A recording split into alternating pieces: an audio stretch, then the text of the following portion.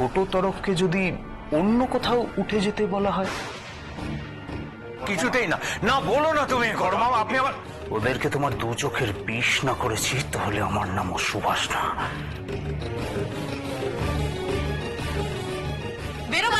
মামা মানিবে।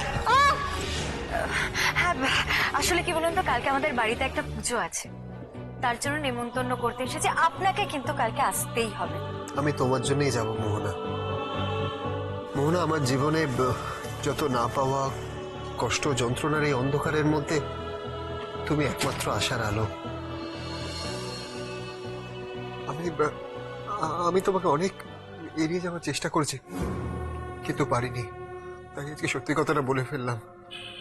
আমাকে এড়িয়ে যাওয়ার চেষ্টা করেছেন কেন? কপালটা তো খুব মন্দ, আর এই সম্পর্কটা মূল্যবান, খুব মূল্যবান। এত মূল্যবান একটা সম্পর্ক যদি আমি হারিয়ে ফেলি, আসলে মোহনা আমি জীবনে তো সবকিছুই হারিয়েছি, তাই ভয় পাই। আর যদি তোমাকেও হারিয়ে ফেলি তাহলে তো আমি আর বাঁচবো না।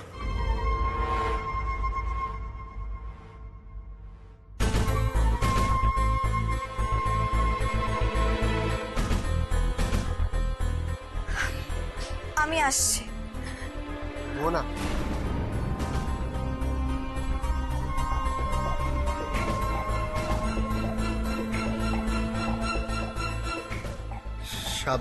সাবধানে যেও।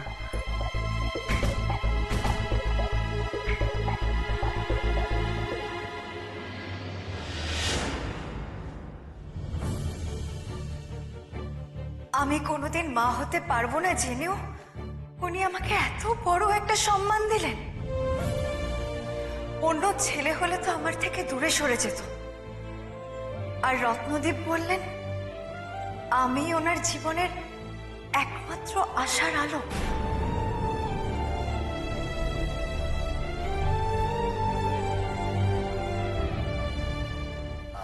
I love you. I love you. মতন ফাটিয়ে দিয়েছিস ভাই, হ্যাঁ? কি অ্যাক্টিং! কালকে আমি যাচ্ছি তোমার সামনে আমার প্রেমিকার সাথে দেখা করতে। মনগুলো সব কেচিয়ে দিও না, তাহলে তো কেস পুরো গন্ডল হয়ে যাবে।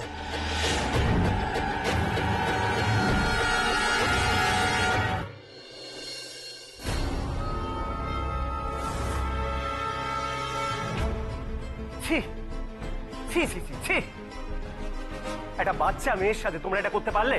আর মা, তোমার এত কিসের রাগ ওর ওপর? বৈশাখী, তুমি তো এই বাড়িতে সবে এসছো, তোমার ওর সাথে কিসের শত্রুতা? মা, তুমি এত বড় মিথ্যে কথাটা বলতে পারলে যে বাবা বাজার যাবে না? কেন বললে তুমি? কেন বললে বলো? না, এখন কোনো তর্ক করা ঠিক হবে না। সবে এ বাড়িতে একটু থিতু হওয়ার চান্স পেয়েছি, সেটা এত তাড়াতাড়ি হাতছাড়া করব না আমি। প্লিজ নিলয়, মাকে কিছু বলো না। কেন বলবো না কেন? মা এত বড় একটা মিথ্যে কথা আমাকে বলতে পারলো? মা যা করেছে আমি মাকে করতে বলেছি। নীলু নীলু, ওকে কিছু বলিস না প্লিজ, ওকে কিছু বলিস না। বাহ, তোমরা পরস্পরের কথা কতটা ভাবো।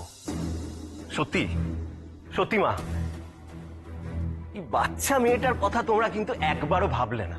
মা, তুমি ভাবলে না এই বাড়ি থেকে ওকে বের করে দেওয়ার পর ও কোথায় গিয়ে দাঁড়াবে, কি করবে?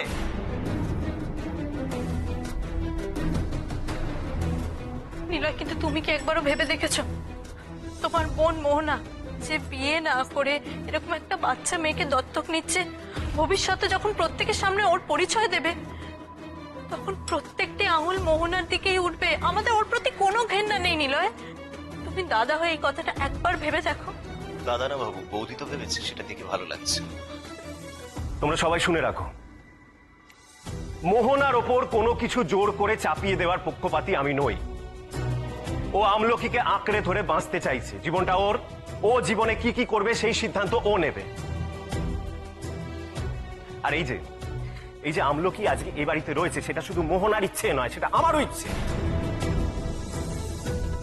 কারণ আমি যবে থেকে ওকে দেখেছি তবে থেকে ওর প্রতি আমার একটা মায়া পড়ে গেছে।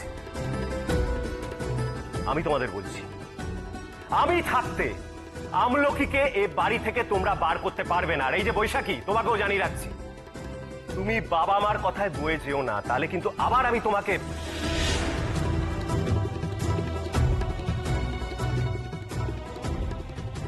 আমলকি তোর কিচ্ছু হবে না, আমি তো আছি।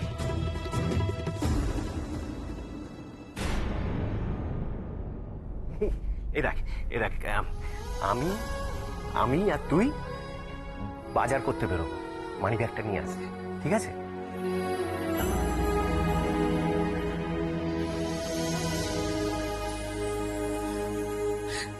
দেখো দেখো বৈশাখী, কি জ্বালায় জ্বলছি আমি, দেখো একবার। শোনো বৌমা, তোমাকেই যা করার করতে হবে। শুধু মোহনার দিকে তো সবাই আঙুল তুলবে না, আমাদের দিকেও তুলবে। এই বাচ্চাটাকে যে করে হোক এখান থেকে বিদায় করো, যে করে হোক বিদায় করো ওকে।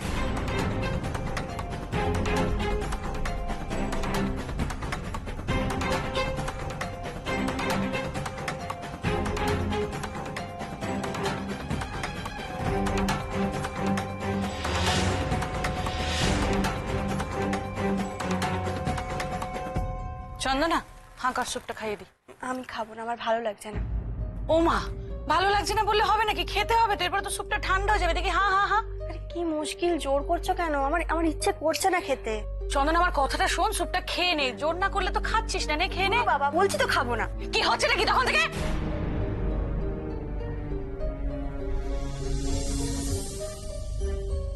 আচ্ছা চন্দনা, বলছি স্যুপটা না খেলে বড় মা তখন আমাকে বকবে না? লক্ষ্মী বোন আমার, আমি খাইয়ে দিই, স্যুপটা খেয়ে নে। দেখি খেয়ে নে। বকুক, আমি খাবো না।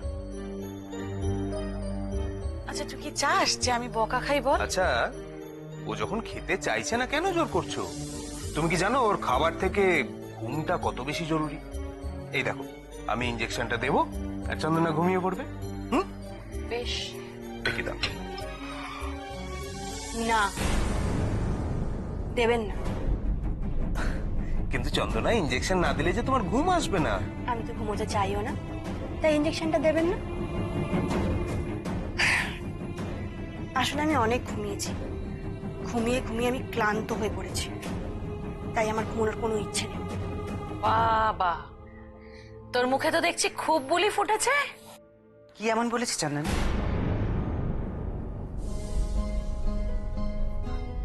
দেখুন না, উনি আমায় ইঞ্জেকশন দেবেন বলছেন।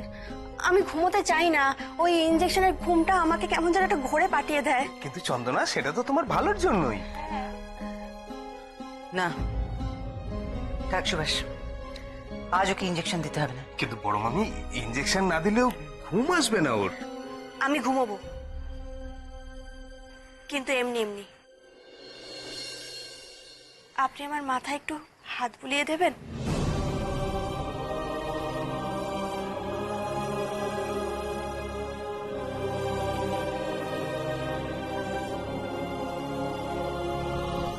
বলুন না, দেবেন? কেন দেব না সোনা, নিশ্চয়ই দেব, সেই জন্যই তো আমি এলাম রে। কিন্তু বড় মামি, ইঞ্জেকশন দেওয়াটা চন্দনার জন্য খুব জরুরি। ঘুম জরুরি, ইঞ্জেকশন।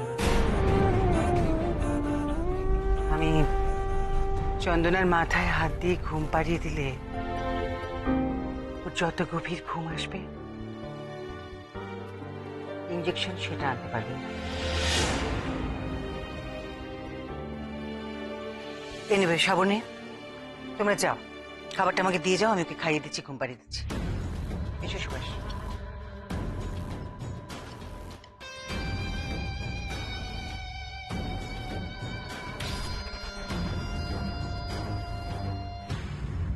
চন্দনা, এবার যে একটু খেতে হবে শোনা, না করো? আচ্ছা, ওই মেয়েটা খেয়েছে?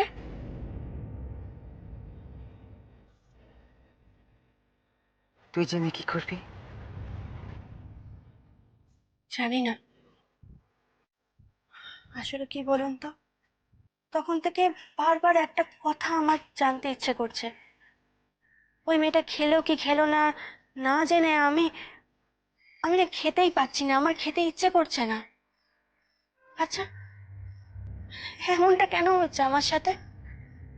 ওর সাথে আমার খাবারের কি সম্পর্ক? আমারও তো সেটাই প্রশ্ন। আমারও তো এমনটাই হতো, এখনো হয়। তুই না খেলে আমার খেতে ইচ্ছে করে, তোর ঘুম না এলে আমি ঘুমাতে যেতে পারি না। তবে আমার কেন এমন হচ্ছে? আমার ঘুম না এলে কি ও আমার জন্য জেগে থাকে?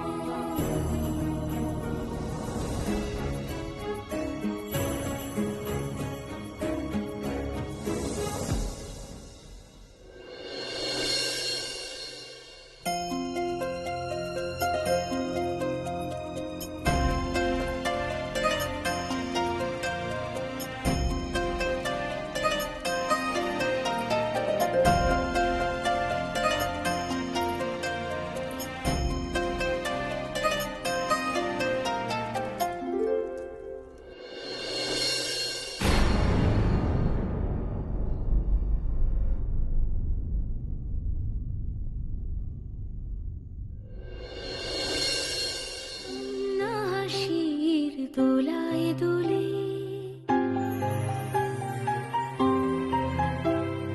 কন্যা হাসির দোলায় দোলে ছুটছে মেয়ে হারছে মেয়ে হেরে আবার লড়ছে মেয়ে থামাবে কার সাধ্য কি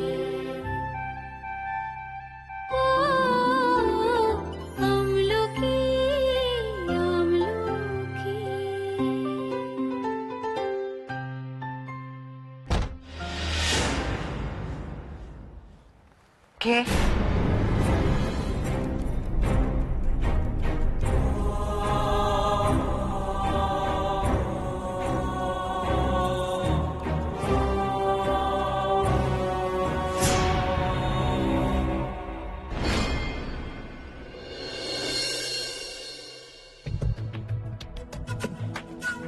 ওই আপদ আমলকিটাকে বিদায় করার জন্য আগে আমায় আমার বরটাকে হাত করতে হবে।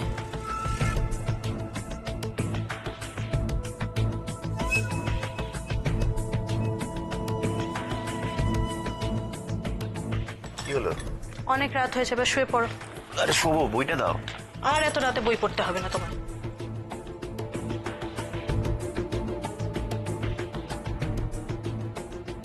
আমি যে এতদিন পর এলাম, আমাকে কিচ্ছু বলার নেই? আমার যা বলার সেটা তো আগেই বলে দিয়েছি বৈশাখী। কিন্তু আমার একটা কথা বলার আছে নিলয়। আচ্ছা বেশ, বলো, শুনছি।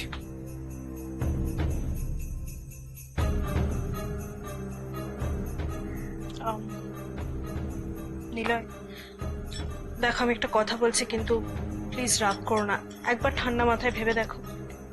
বলবে তবে তো ভাববো। দেখো নিলয়, আমার মনে হয়, মানে আমার মতে জেঠু জেঠুমনি যেটা করেছেন সেটা কিন্তু ঠিক করেননি। দেখো, হতেই পারে এটা ওনাদের বাড়ি, কিন্তু তোমরাও তো এই বাড়িতে অনেক বছর ধরে আছো।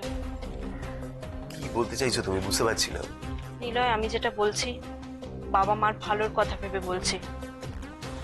দেখো, আজ বাদে কাল কিন্তু এটা হতেই পারে যে জেঠু জেঠিমণি বললেন যে তোমরা এই বাড়ি ছেড়ে চলে যাও, তখন ভেবে দেখেছো কি করবে?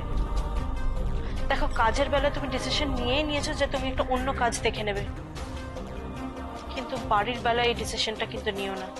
হুট করে এরকম কোনো সিদ্ধান্ত নিও না নীলা, অ্যাটলিস্ট এটা আমার রিকোয়েস্ট। জেঠু জেঠিমণি যদি কখনো তোমাকে এরকম কোনো কথা বলেন, তুমি বলে দিও যে বাবা মার কষ্ট হবে এত বছরের আস্তানা ছেড়ে যেতে। আর সত্যিই তো তাই, বাবা মার সত্যিই তো খারাপ লাগবে এত বছর ধরে যে বাড়িতে আছে সে বাড়ি ছেড়ে চলে যেতে। তাই বলছি, ওনারা যদি কিছু বলেন সেটা কিন্তু মাথা পেতে মেনে নিও না। রাত হয়েছে, শুয়ে পড়ো।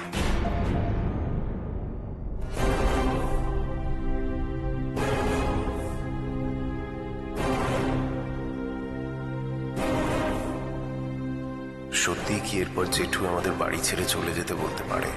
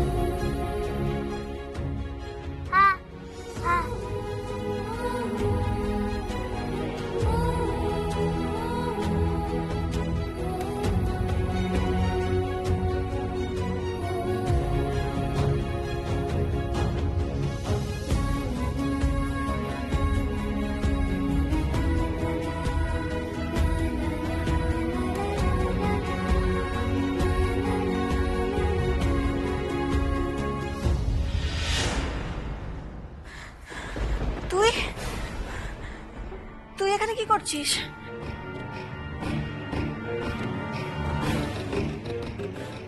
হ্যাঁ